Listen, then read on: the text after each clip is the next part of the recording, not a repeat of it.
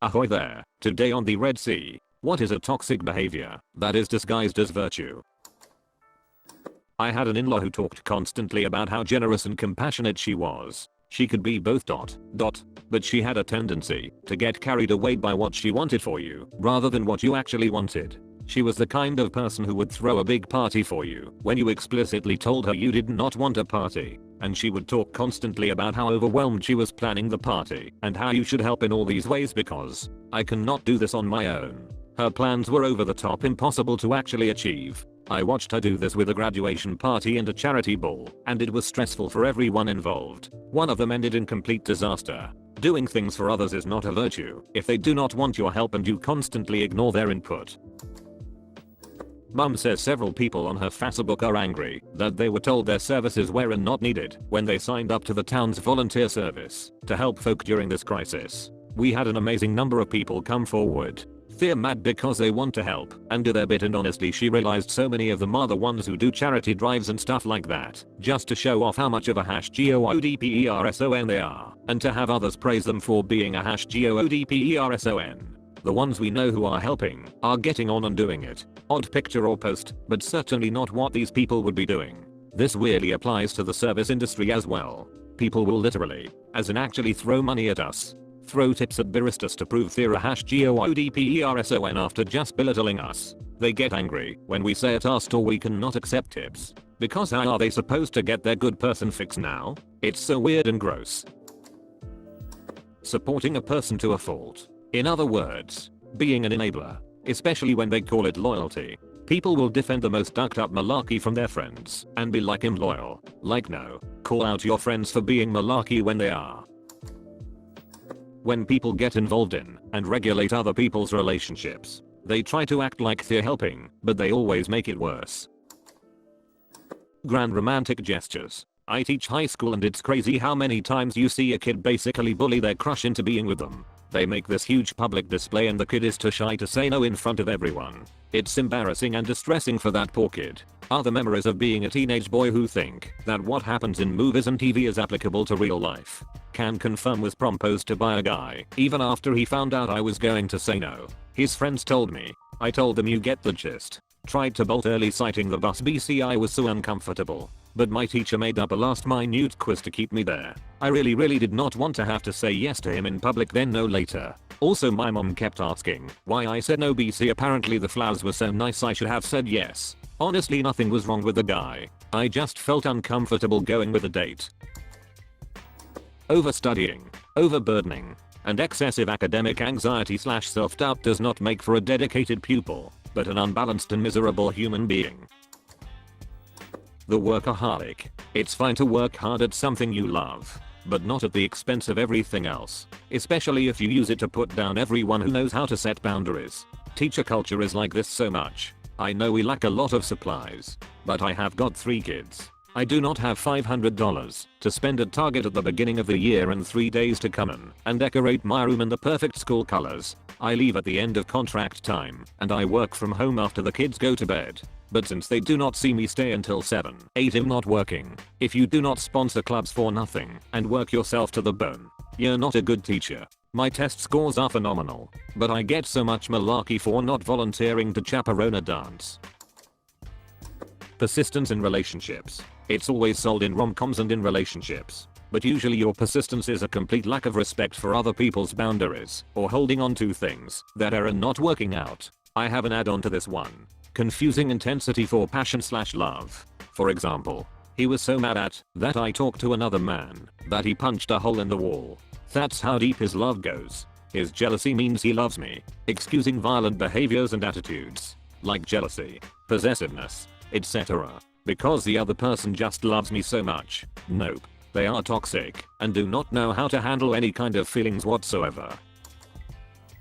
Self-sacrifice. Sometimes sacrificing some of your time and energy is important, but you have got to remember that if someone or something is important to you, it does not mean you should cut pieces of yourself or burn yourself out for it. It goes double. If you're caring for someone, if that something or someone is that important to you, you need to make sure that the support you're giving remains consistent and sustainable and does not take you out. We often forget that in many cases, when you're caring for someone, that person's well-being is also tied to your well-being. And if your well-being suffers, that person you're caring for will suffer too. And if they're worth caring for, they'll notice that you're suffering, and that would not be great for them too.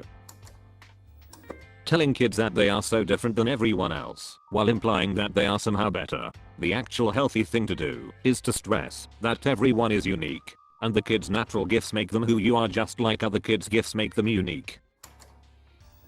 The rise and grind mentality, saying if you're not working towards something you're wasting your time. It's important to take time to just relax or pursue a passion without monetary gain, but society as a whole has deemed this as wasting your time.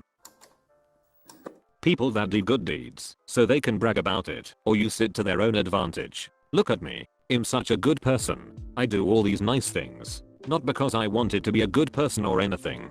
Nope. Just so I could tell everyone about all the good things I do, repeatedly, like all the time, because I'm a good person. Remember? Hey, by the way, could you do me a fav? The entire I have strong personality kind of people. My boss excuses are really malarkey and just plain mean behavior as a strong personality. No, you're just an asshole. Family comes first. I grew up thinking that I had a very close extended family until I realized just how malarkey and miserable most of them were. I have cut them out and feel so much better about it. When you tell people about how you're feeling, to vent, or when they ask how you're doing in general, and they one-up you to make you feel like you do not get to feel tired or sad or stressed etc, cause they're clearly having it harder than you are. I was tired from school and work one day, and I told my old roommate that I was feeling a little tired, and he hits me with, "Oh, you're tired? I only had 5 hours of sleep and I had to wake up early this morning cause I had PT. As in ROTC.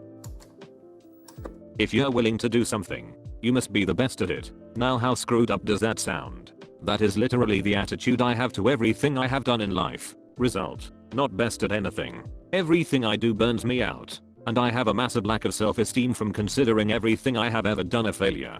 Do not be like me.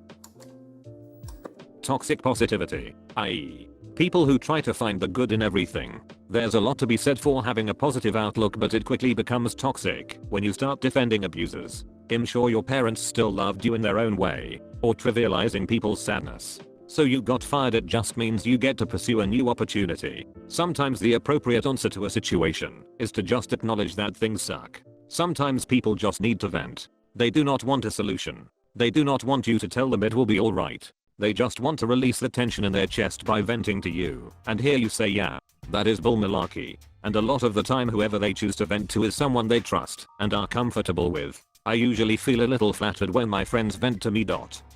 And if there's something you think you can help them with, wait until after they have vented. Let them get it out. Let it calm them down. Then make the suggestion. It'll always go much better. Working for exposure. This one gets me because companies use it as an excuse to not pay someone or not pay them the amount they deserve. They claim exposure is your payment, but last I checked, exposure does not pay the bills. That kind of hustle culture where successful people give motivational speeches, or more often Instagram captions, where they say stuff like, if you're not succeeding you're not working hard enough, or we all have the same 24 hours. We do not all have the same 24 hours. If you have kids, subtract a couple hours. If you have kids without a live-in nanny, subtract a bunch of hours. If you have to work a minimum wage job to make rent, subtract hours. If you do not have help to cook / clean / grocery shop / etc, subtract hours. That's part of why Kylie Jenner's whole self-made millionaire think bugs me. Even if she came up with her own ideas and did her portion of the work, she never had to worry about financial support to start her brand, or childcare while she was working, or who was going to cook meals for her and her kid or clean her house. Her lip fillers alone, which are a huge portion of her brand, can cost up to $2,000 a pop. You're not self-made if you could not have done it without your parents' money. Corporate passive-aggressive behavior. Yes, you're saying all the right things and everything checks out if read back on a transcript. But you and I both know you have simply found a way to abuse the rules for your own game. People who say this is just the way I am. If you cannot handle that, oh well, like ... No, you're wrong. I understand to an extent that if people do not like you for being yourself, they can go duck themselves. But If you are a person who seriously does not know how to speak to people or are just rude in general and claim that's just how I am, you're wrong. People need to know it is not okay to be rude or obnoxious, and that you should be able to know the difference of being yourself and just being a dick. Being offended on behalf of another person without knowing or wanting to know their opinion. People that say they're always 100% honest and are not afraid to speak their mind. It's definitely useful when needed, but all the time just makes the person seem insufferable and rude. Absolutely. If you're going to be honest, at least have some tact. The attitude of the person saying honest stuff can go an awfully long way if they're being rude, or they're also offering solutions too with their honest advice. Unfortunately, it is the end of the video, but do not worry, there are many more coming. Like and subscribe for more videos from the Red Sea. Thanks for watching.